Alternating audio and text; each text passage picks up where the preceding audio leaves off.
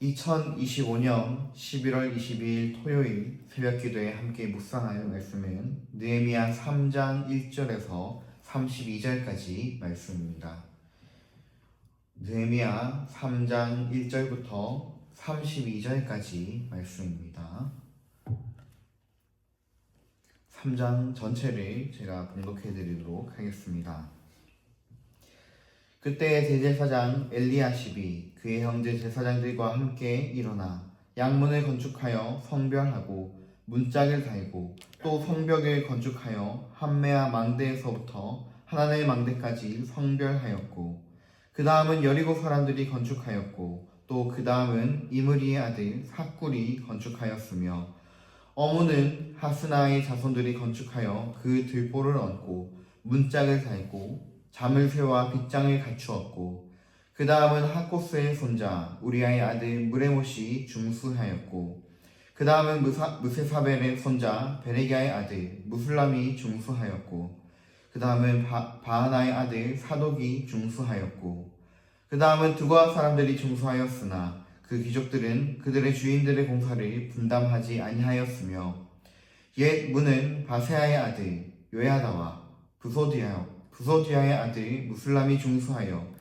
그 들보를 얹고 문짝을 달고 자물쇠와 빗장을 갖추었고 그 다음에 기브온 사람 물라기아와 메로노 사람 야돈이 강 서쪽 송독의 관할에 속한 기브온 사람들 및 미스바 사람들과 더불어 중수하였고 그 다음은 금장색 할헤야의 아들 우시엘 등이 중수하였고 그 다음은 향품 장사 하나냐 등이 중수하되 그들이 예루살렘의 넓은 성벽까지 하였고 그 다음은 예루살렘 지방의 절반을 다스리는 후르의 아들 르바야가 중수하였고 그 다음은 하루마베 아들 여다야가 자기 집과 마주대한 곳을 중수하였고 그 다음은 하삼리아의 아들 핫두스가 중수하였고 하림의 아들 말기야와 바한 모압의 아들 핫수비 한 부분과 화덕망대를 중수하였고 그 다음은 예루살렘 지방 절반을 다스리는 할로에스의 아들 살룸과 그의 딸들이 중수하였고 골짜기 문은 한운과 산호와 주민이 중수하여 문을 세우며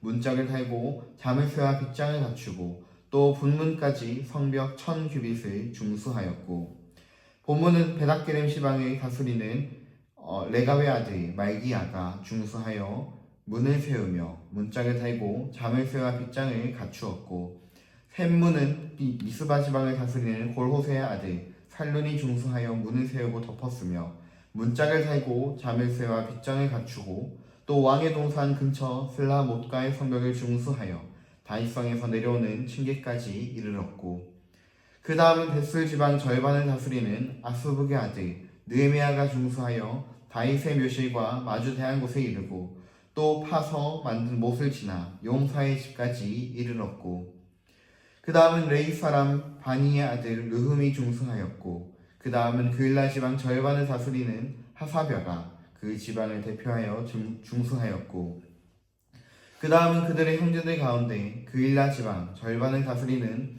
헤나다세 아들 바웨가 중수하였고 그 다음은 믹스바를 다스리는 예수아의 아들 에셀이 한 부분을 중수하여 성 구비에 있는 군기고 맞은편까지 이르렀고 그 다음은 삽베의 아들 바룩이 한 부분을 힘써 중수하여 성 구비에서부터 대제사장 엘리야십의 집 문에 이르렀고 그 다음은 하코스의 손자 우리아의 아들 무레못이 한 부분을 중수하여 엘리야십의 집 문에서부터 엘리야십의 집 모퉁이에 이르렀고 그 다음은 평지에 사는 제사장들이 중수하였고 그 다음은 베냐민과 핫수비 자기 집 맞은편 부분을 중수하였고 그 다음은 아나니아의 손자 마아세야의 아들 아사랴가 자기 집에서 가까운 부분을 중수하였고 그 다음은 헤나다세 아들 빈누이가 한 부분을 중수하되 아사랴의 집에서부터 성구비를 지나 성 모퉁이에 이르렀고 우세의 아들 발락은 성구비 맞은편과 왕의 윗궁에서 내민 망대 맞은편 곧 시위층에서 가까운 부분을 중수하였고 그 다음은 바로스의 아들 브다야가 중수하였고 그때 느디님 사람들은 오벨에 거주하여 동쪽 수문과 마주대한 곳에서부터 내민 망대까지 이르렀느니라. 그 다음은 두고와 사람들이 한 부분을 중수하여 내민 큰 망대와 마주대한 곳에서부터 오벨 성벽까지 이르렀느니라.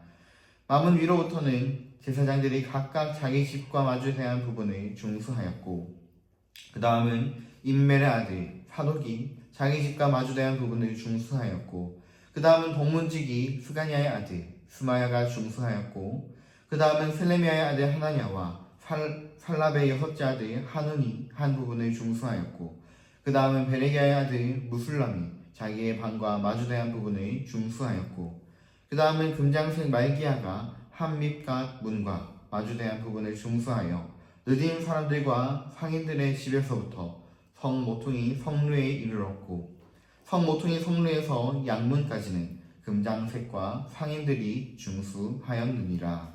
아멘. 오늘 본문은 느헤미야의 주도로 예루살렘 성벽이 재건되는 그런 내용을 다루고 있습니다. 느헤미야는 이 아닥사스다 왕의 허락을 받고 여러 지원을 받아서 예루살렘 성벽 공사 재건을 시작하게 되었습니다. 느헤미야가 이 예루살렘을 돌아보니 예루살렘은 폐허가 되어 있었습니다. 느헤미야는 그래서 이것을 슬퍼하였고 속히 성벽을 다시 재건하고자 했습니다. 그래서 우여곡절을 거쳐서 오늘 본문과 같이 성벽 재건이 시작되고 있습니다. 오늘 본문에는 굉장히 많은 사람들이 등장하고 그들이 다양한 역할을 맡아서 공사를 진행한 것이 세세히 기록되어 있다 하는 특징이 있습니다. 그래서 이 3장을 단순히 이 건축공사의 보고서처럼 생각하는 사람들도 있습니다. 하지만 예루살렘 성벽 재건이 단순한 건축이 아니라 이스라엘 백성이 영적 정체성을 회복하는 일이었고, 또한 언약 백성들이 거룩함을 지킬 수 있도록 하는 일이므로 오늘날에도 이 본문이 주는 메시지가 분명하다 하는 것을 알 수가 있습니다.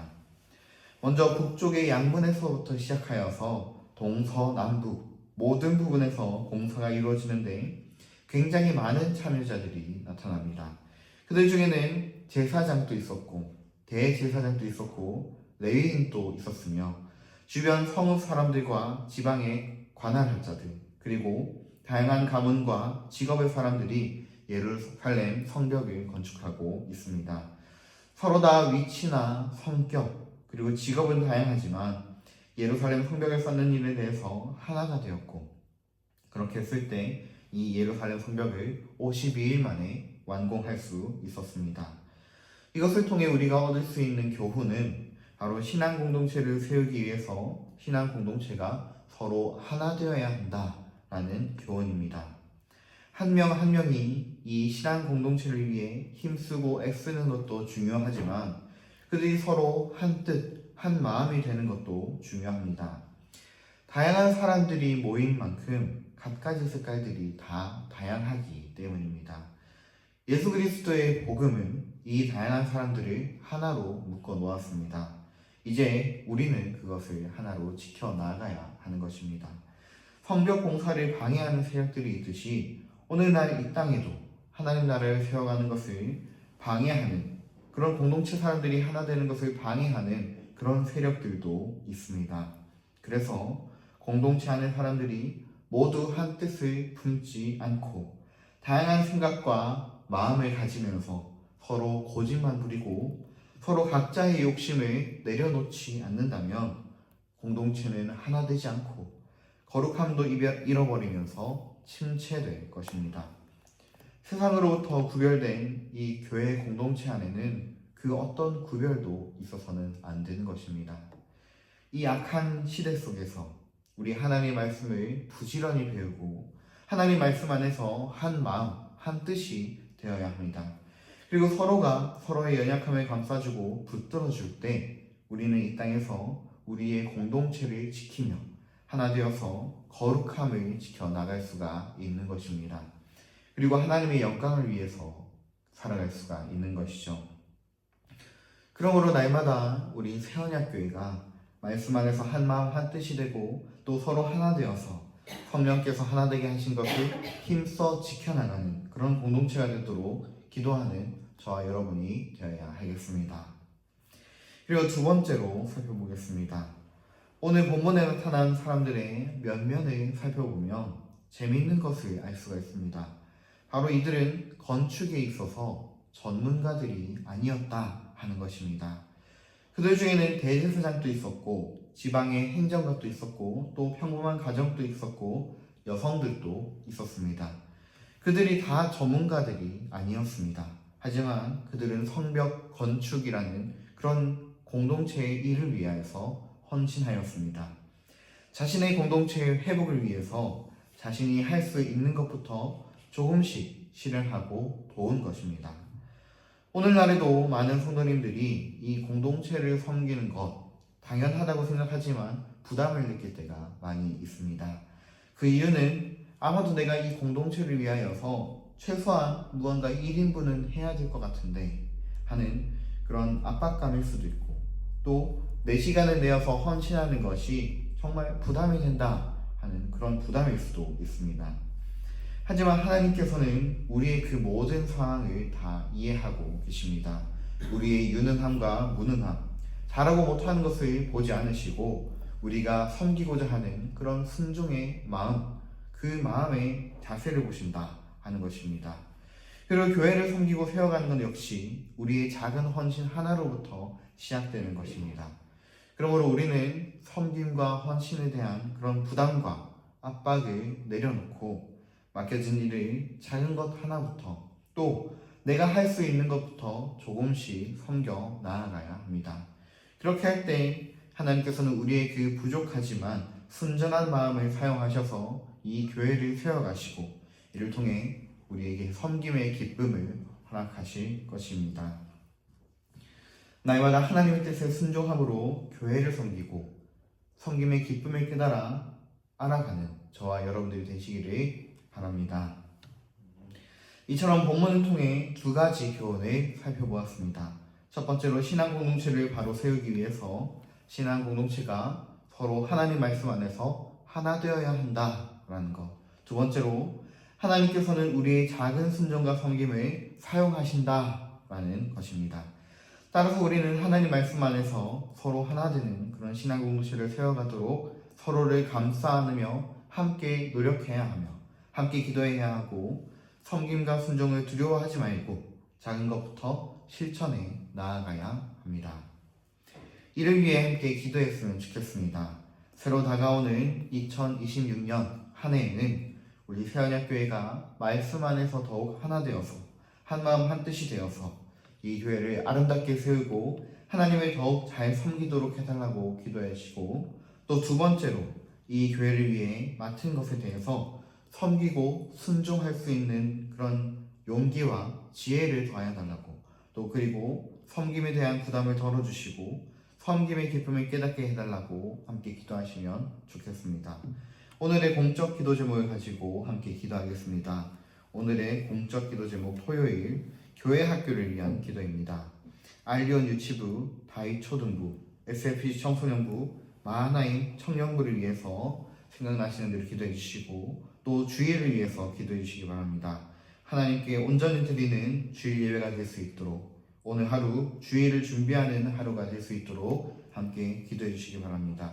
그리고 교회에 연로하신 분들과 육시 연약함으로 병상에 있는 분들을 위해서 또 교회 25년도 남은 사역과 26년도 영적 성숙을 경험하는 한 해가 되게 해달라고 기도해 주시고 개인의 기도 제목으로 기도하시다 돌아가시면 되겠습니다. 함께 기도하겠습니다.